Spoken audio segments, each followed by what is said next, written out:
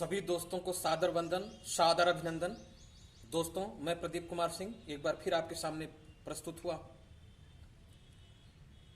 एक वॉल्यूम में बनाया था छेद कितने प्रकार के होते हैं और छेद क्या है उसका डिफाइन किया था, डेफिनेशन किया था। आज उसी का दूसरा वॉल्यूम है।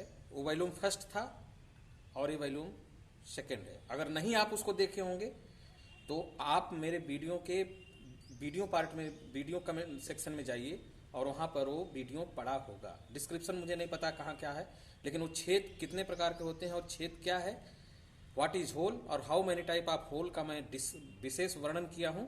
उसको जाकर आप लोग जरूर देखिएगा, तब इसके बाद ए वाला दूसरा वॉल्यूम आपके समझ में आएगा, अन्यथा ये समझ में नहीं आने वाला है। क्लियर कट बात है। अब सुनिए दोस्तों,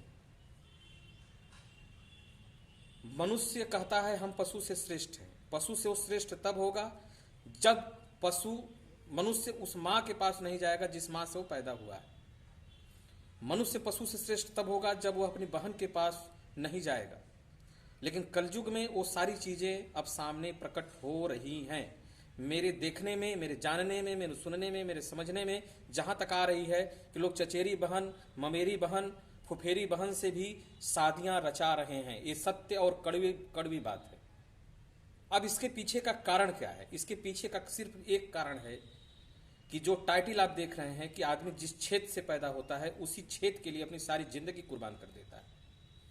अगर वह पढ़ाई भी करता है, वह नौकरी भी करता है, वह कुछ भी करता है, तो वह उस आनंद को प्राप्त करने के लिए, उस छेद के आनंद को प्राप्त करने के लिए ही, चाहे वह छेद पुल्लिंग हो चाहे वह छेद स्त्रीलिंग हो, दोनों की बात मैं कर रहा हूं। क्योंकि स्त्री भी पुल्लिंग के क्षेत्र की ओर जाती है और पुल्लिंग भी स्त्री के क्षेत्र की ओर जाता है, सीधी सी बात है।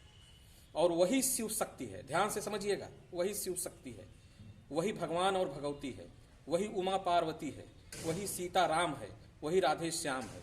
यानी शिव और शक्ति एक ही है। अब साइंस के डेफिनेशन से समझिएगा, स्पर्म और ओवम मिलकर जाइगोट बनाते हैं, यानी स्पर्म एक मेल पार्ट और ओवम एक फीमेल पार्ट, दोनों मिलकर एक शक्ति बनाते हैं। This is the one power. यह एक पावर यानी दो कॉम्बिनेशन, मतलब एक पुरुष के अंदर स्त्री समाई हुई है और एक स्त्री के अंदर पुरुष समाया हुआ है। ध्यान से समझिएगा।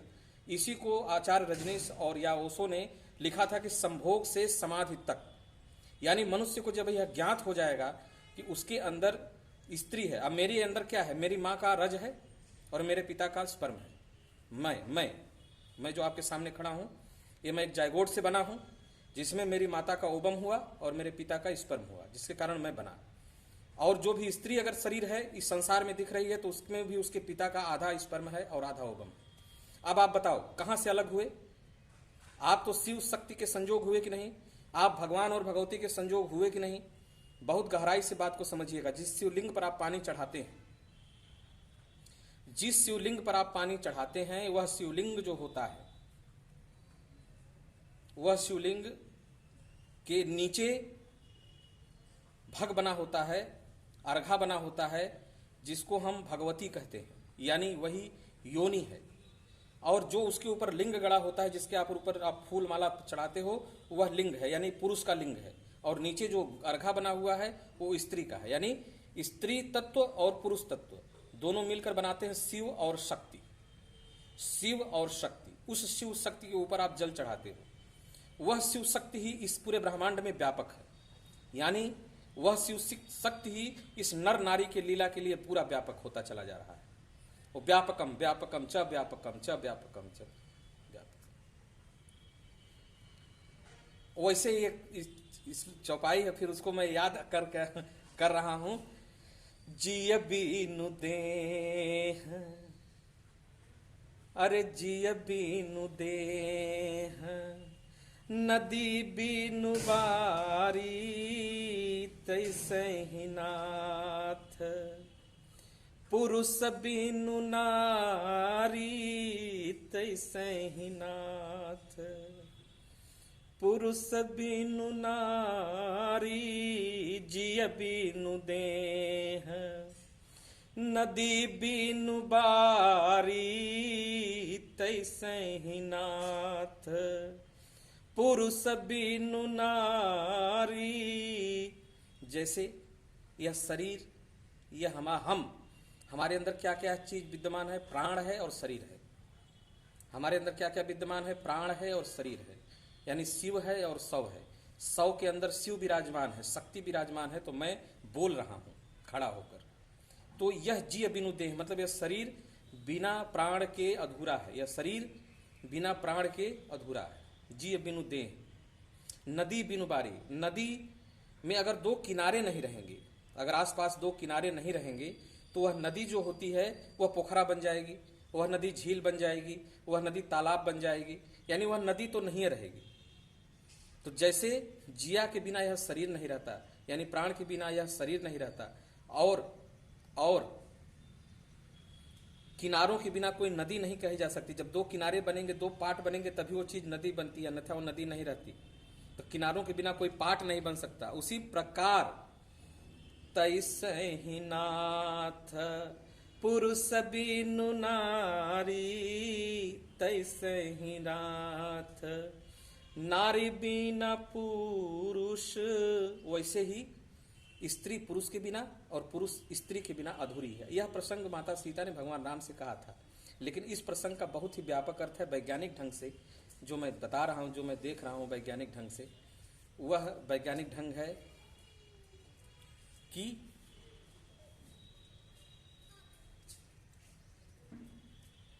मतलब कोई भी स्त्री पुरुष के बिना नहीं रह सकती। यानी पुरुष के बिना तो बस सामाजिक रूप से जो शादियां होती हैं वो तो एक अलग परंपरा है, लेकिन सभी स्त्री के अंदर एक पुरुष शक्ति विराजमान है और सभी पुरुष के अंदर एक स्त्री शक्ति विराजमान है। यह प्रकृति हमें मोहित करती है कि हम संभोग की ओर जाएं, और क्योंकि प्रकृति को यह काम करना है, क्या करना है? रिप्रोडक्शन करना है, नया जनरेशन पढ़ना है, अपनी तरह नई संतान उत्पत्ति करना है। इस कारण क्या होता है, वह जो है प्रकृति क्या रचती है कि आप सम्मोहित होइए उस संभोग की तरफ और एक नया जनरेशन पैदा होगा। अगर इस चीज में बहुत गड़बड़ी रहती या संभोग में आनंद लोगों को नहीं आता, मजा नहीं आता, तो क्या करते? उधर जाते ही नहीं। इसलिए प्रकृति ने उनको मोहित किया, और सभी को, किसी को रिप्रोडक्शन सिखाना नहीं होता, बूढ़े बच्चे बालक सब ये जानते हैं। तो प्रकृति द्वारा अर्जित यह विद्या है, प्रकृति द्वारा जानी गई यह विद्या है, प्रकृति द्वारा निर्धारित यह विद्या है। तो अभी जैसे मैं जो टाइटल दिया हूं कि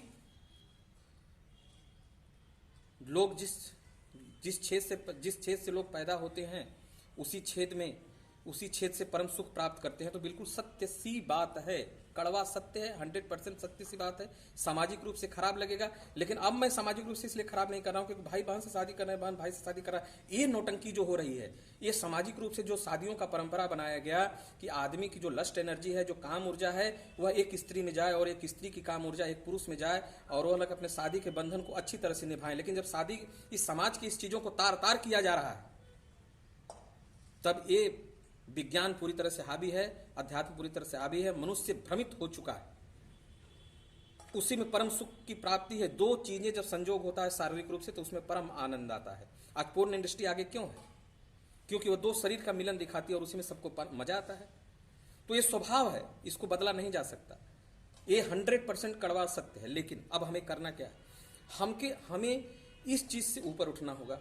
ना ही इस चीज को दमन करना है, ना ही इस चीज को करते ही रहना है। हमको जागृत होना है, जागरूक हुए देखना है कि अरे ये तो सिर्फ हमारा भ्रम था, आकर्षण का भ्रम है, इसके ऊपर कुछ है नहीं, इसके ऊपर कोई मतलब नहीं है।